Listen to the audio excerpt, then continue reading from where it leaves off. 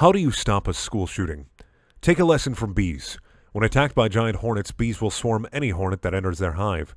Stinging does no good because the hornets are armored, but the bees can survive slightly higher temperatures than the hornets, so they cover the hornet en masse and vibrate their muscles.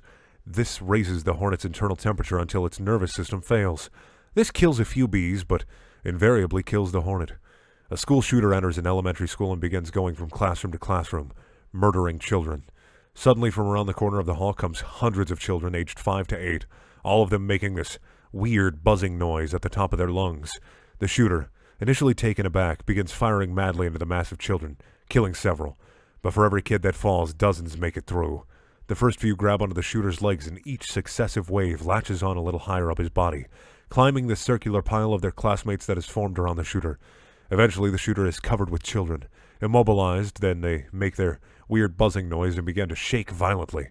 The innermost children's internal temperatures spike over 106 degrees Fahrenheit, and they begin to seize, further raising their temperature and that of the shooter.